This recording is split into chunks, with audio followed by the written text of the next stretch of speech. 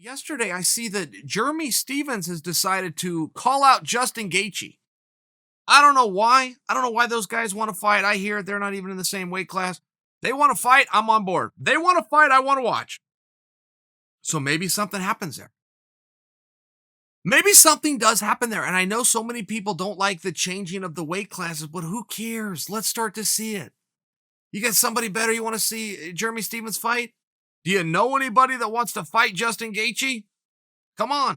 Maybe that makes a level of sense. Gaethje came out, by the way, after his fight with Barboza, and he made a comment along the lines of my style would give Khabib problems. Something along those lines. I like that fight. Don't forget the driver's seat appears to be open for Khabib right now. We didn't know when Khabib was going to come back. He got a year suspension or he got a 6-month suspension and said, I'm going to sit a whole year, something like this, something. Dana recently came out in an interview with a sports show in Las Vegas, a little local sports show, and said, hey, Khabib will be back in September. So when you start to look at how that can line up, somebody needs to be there to face him. And if that person isn't going to be named Conor McGregor, if Tony Ferguson is on the sidelines for a little bit, I get that we have Poirier and Max. I get that. I get that that's what we're being told. But I think there's some moving parts to that too. Is Max going to stay up if he beats Poirier? Does Max want to go back down to 145 and defend that belt?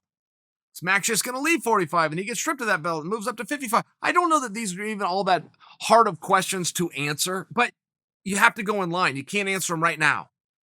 Max and Poirier have to go out in there and fight. If Poirier gets the jump on Max, then that would add to the fact that, okay, Max is done at 155 and going to go back to 145. I would think that would be an added encouragement. I'll just go back down here. I'm still the world champion. Nothing to see. But let's see what happens. Let's just see what happens there. I'm not predicting for you guys anymore that Jeremy Stevenson and Justin Gaethje are in a fight than I am that Justin Gaethje and Khabib are going to fight. At least not next. But there does seem to be some things that would point in the support of that. If you guys like the idea, make your voices heard. That's how fights get made, right? Fighters come out, they said, we're willing, I'm willing.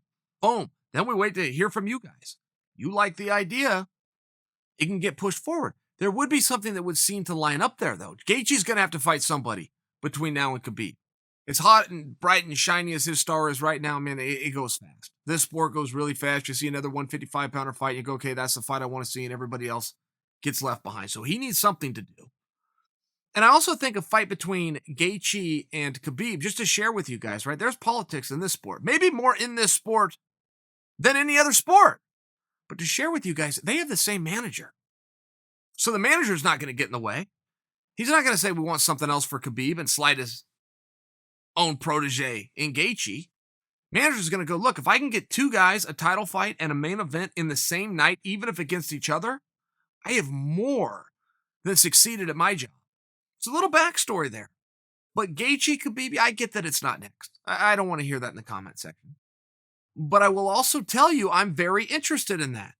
I am.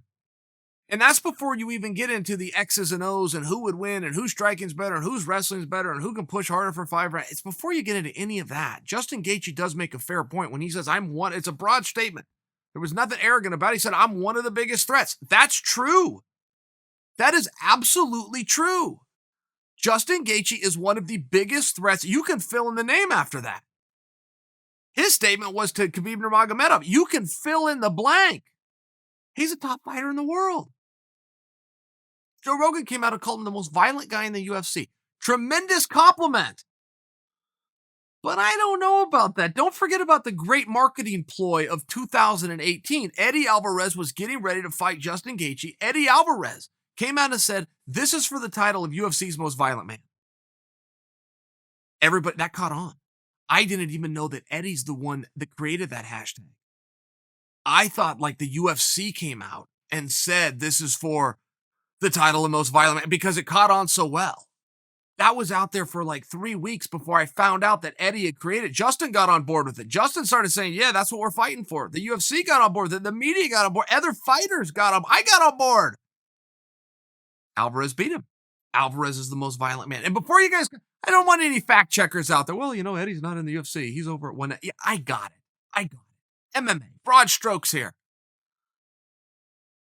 But maybe in his absence, maybe it does by default go to Gaethje. I just think it has to be called ahead of time. That's what I would tell Joe Rogan. It has to be called ahead of time, not after the fact, because it's a tremendous title. And there is something very special when Gaethje fights. I'll be curious who his next opponent is, though. Don't forget a guy like that fights that violent, if that's the word we're using, that ferocious, that high pressure, that right in your face, that secret wrestling weapon that he never pulls out. He always goes to his second best weapon, which is his stand-up, and he still gets his hand raised. A guy like that's scary. Who's going to fight him? Somebody that gets a phone call and says, hey, here's the offer, and here's what we want to do, and here's the opportunity, here's what's on the line. Yeah, I guess we can go out and try to talk a guy into it. I mean, that's kind of the way the sport is played. I will concede to that. But Jeremy Stephens is a willful participant who raised his hand and raised it before everybody else. I'm on the bandwagon. It's enough to win me over. I'm on the bandwagon. Unless you guys have a better idea, I would love to hear it. But you got to have two ideas. You got to tell me, who would you rather see Stephens fight and who would you rather see Gaethje fight? You got to solve both problems. If you can't solve them both, let's put them together.